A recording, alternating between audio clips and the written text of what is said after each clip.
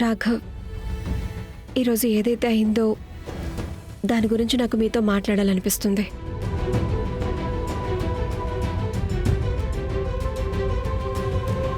రాఘవ్, నేను మీకు పొద్దునుంచి చాలాసార్లు ఫోన్ చేశాను. మీరు ఒక్కసారి కూడా నా ఫోన్ లిఫ్ట్ చేయలేదు. కానీ ఇప్పుడు నేను చెప్పేది మీరు విని తీరాల్సిందే. మీకు వినాలనిపించకపోయినా విని తీరాల్సిందే. నాకు నర్మదా అంటే కొన్ని పేపర్స్ ఇచ్చారు రోహిత్కి ఇవ్వమని. అండ్ నేను ఆ పేపర్స్ ఇవ్వడానికే వెళ్ళాను.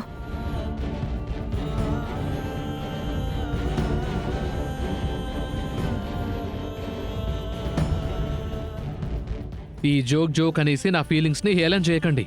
ఏదో నువ్వు పెళ్లి చేసుకోవడానికి తొందరపడ్డావు, లేకపోతే ఇక్కడ పిల్లాడి జీవితాంతా నీకోసం ఎదురు చూడడానికి సిద్ధంగా ఉన్నాడు కదా. రాఘవ్, మీరు వింటున్నారు కదా నేను చెప్పేది?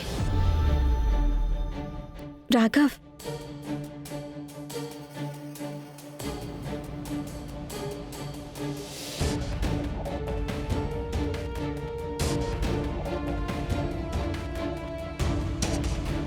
సారీ, నువ్వు నాతోనే మాట్లాడుతున్నావా?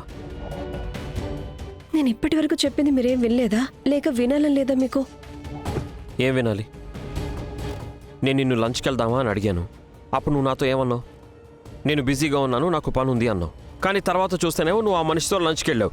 అతని మొహం చూస్తేనే నాకు కొట్టాలనిపిస్తుంది. సో నాకు ఏమైనా వినాలనే ఇంట్రెస్ట్ అసలు లేనే లేదు.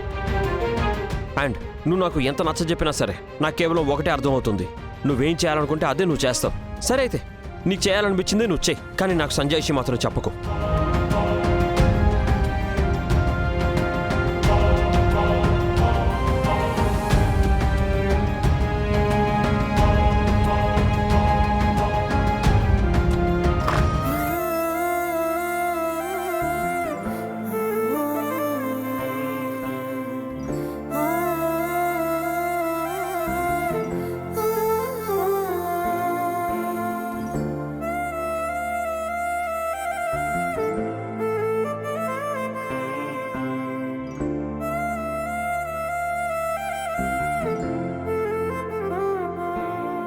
అమ్మా రేఖ, రేఖ ఏమైందమ్మా?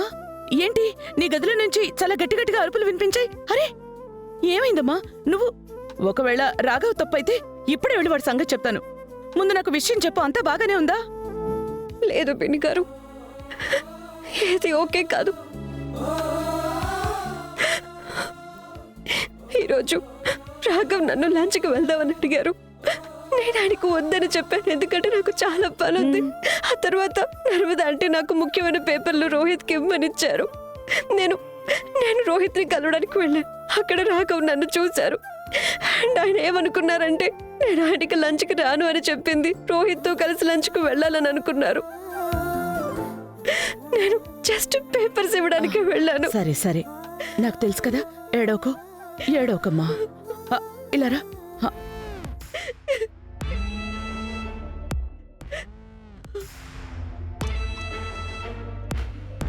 ఎలా అయితే అనుకున్నానో అచ్చం అలాగే జరిగింది.